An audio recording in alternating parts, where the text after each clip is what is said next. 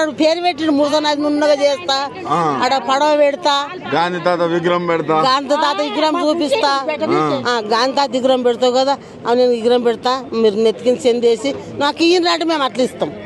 కానీ భూమికి భూమే పాడు చేస్తా అంటే ఎవడిస్తాడు? ఎవరన్నా వచ్చిరా మీ జోలికి? ఈయనేనా?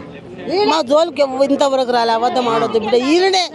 ఈయనే సెదలు తల్లినాడు తలిగిన మాకు. ఎందుకు అట్లా? ఎందుకో మరి మా అత్తమామ పుట్టిండో ఏమో అడ్డంకి ఇట్లా, మా తాత ముత్తాతలకు ఇట్లా పుట్టిండో ఏమో.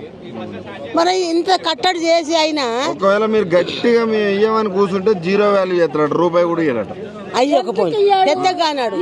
రూపాయి ఎందుకు ఇయ్యాడు? ఏమన్నా మిండే సొమ్ము, ఏమన్నా మిండే సొమ్ము అంటే ఇయ్యాడు. అలా భూమిలో నాకు అవసరం లేదు, నేను ప్రాజెక్ట్ కట్టుకుంటా అంటాడు.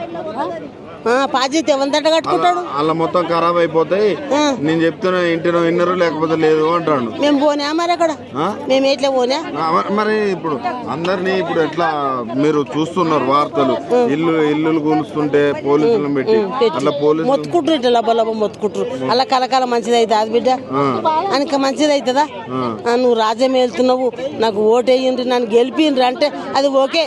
మళ్ళీ కూడా గెలిపిస్తారట మీరే?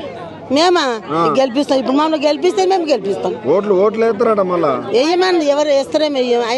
ఆయన మేలు చూసుకోవాలని వేయమని. మొన్న వేసిర్రా? మేము వేయలే. ఎందుకు ముందే తెలుసా మీకు? వేయం. మేము మొన్న వేయలే, ఆయనకి వేయనే. మా కేసీఆర్కే వేస్తాం. నేను ఉన్నమాట చెప్తున్నా. ఎందుకు? కేసీఆర్ మమ్మల్ని మంచిగా చూస్తున్నాడు, పింఛన్ ఇస్తున్నాడు, పేద పేరుకోలే పెళ్లిళ్ళు చేస్తున్నాడు. ఈయన ఇంకా 4,000 తులం బంగారం అనేగా? 4,000 తులం బంగారం అనే 4,000. నా పింఛన్ కూడా పోయింది, మా పెద్ద మనిషి వయసు. అది లేవు ఇవి లేవు, ఆ 2,000 కూడా లేవు.